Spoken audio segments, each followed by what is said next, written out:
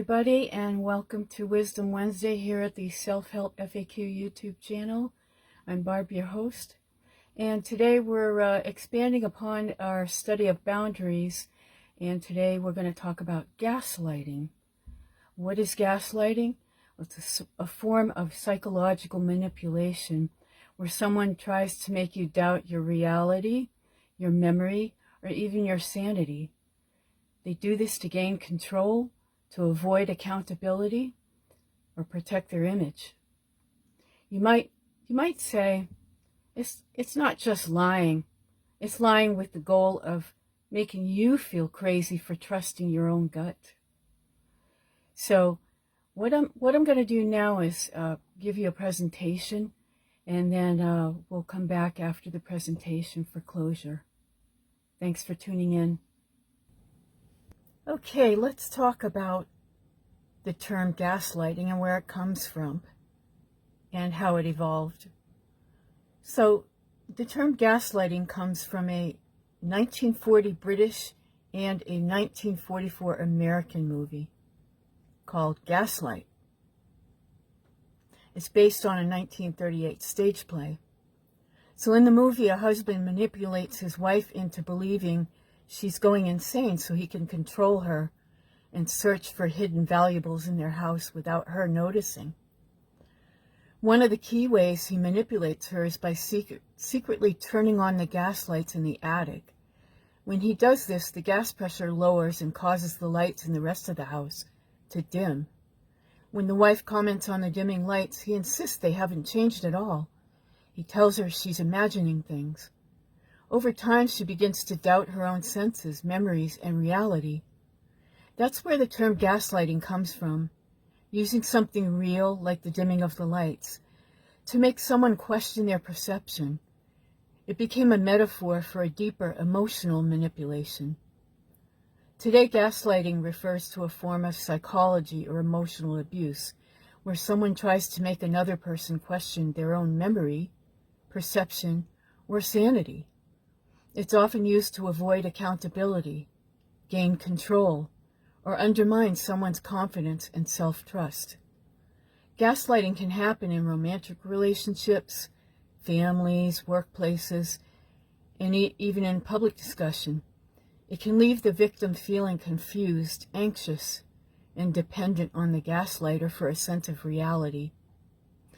Understanding where the word comes from helps us see just how damaging gaslighting is, because it doesn't just change how you see someone else, it changes how you see yourself.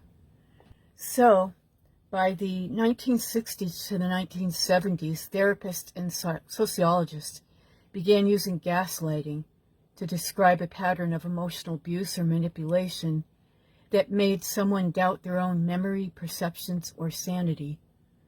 Today, it's widely used in discussions of toxic relationships, narcissistic abuse, workplace dynamics, and political manipulation. So here are some common signs that you're being gaslit. First, you second-guess yourself constantly.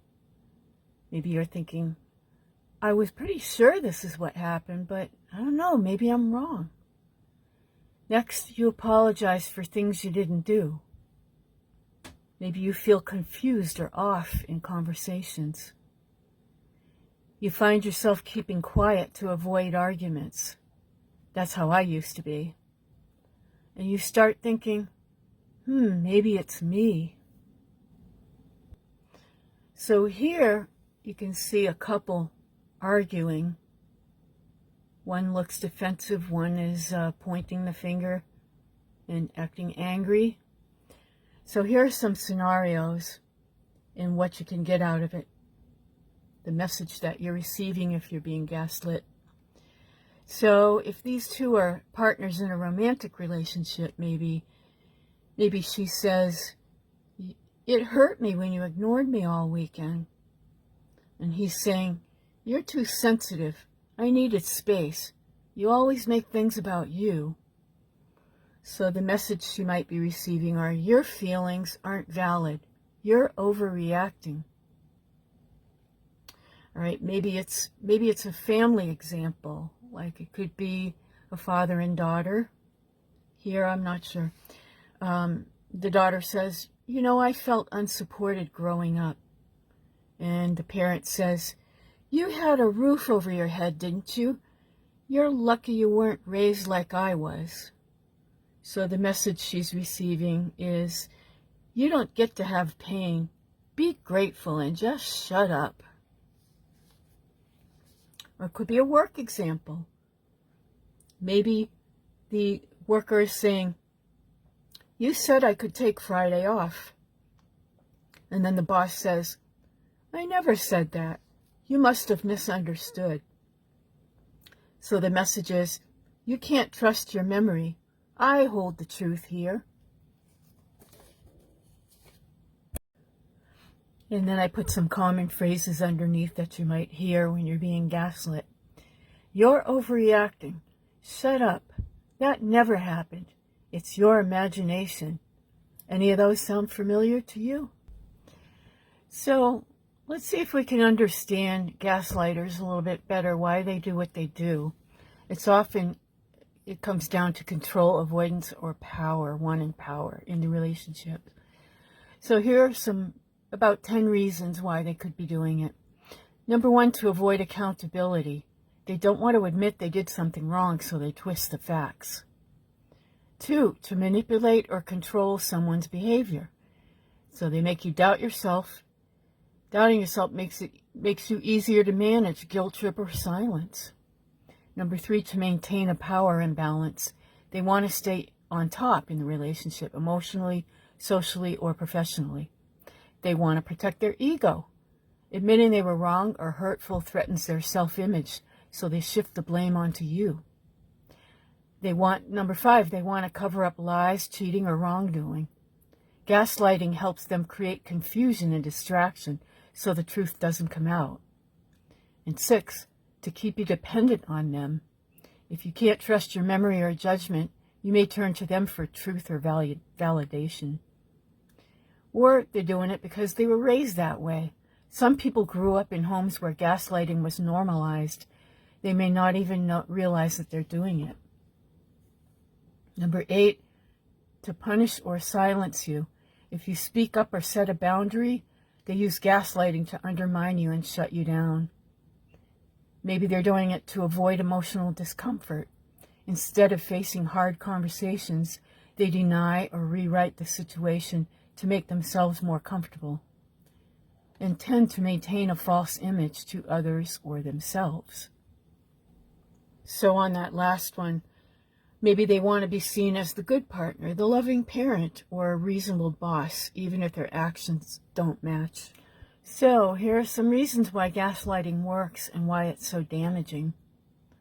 First, it erodes your self-trust. It makes you dependent on the gaslighter for what's real. It keeps you quiet so you don't challenge unfair treatment. And over time, it can cause anxiety, depression, and even CPTSD, where C means complex.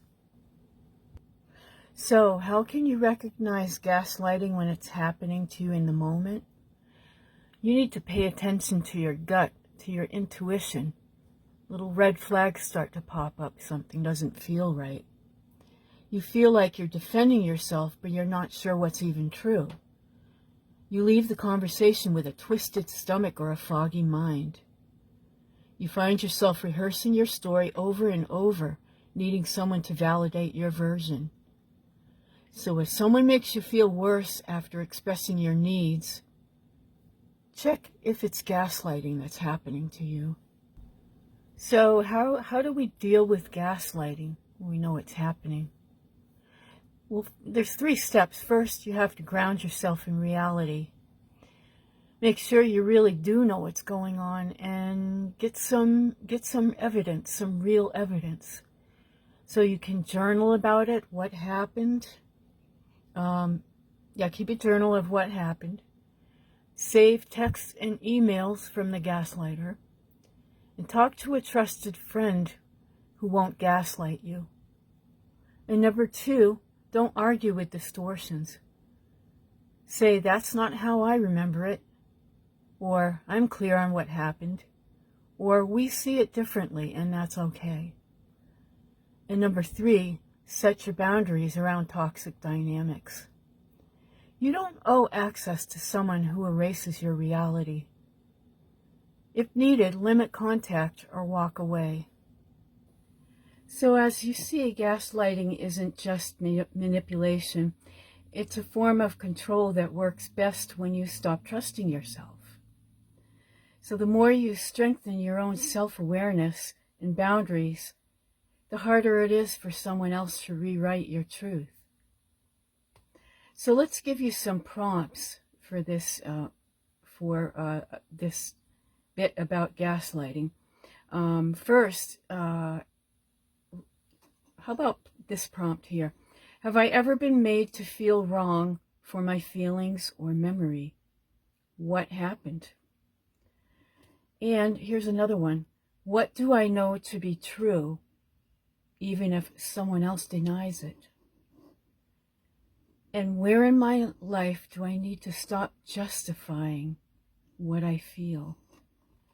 So I hope this presentation and the journal prompts help you to get through any kind of gaslighting that's going on and rebuilding it or building your boundaries.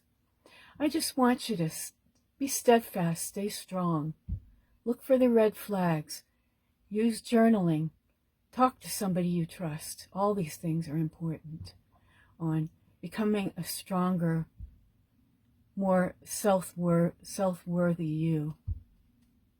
And thanks for tuning in, and we'll see you next time at Self-Help FAQ. Have a good rest of your day.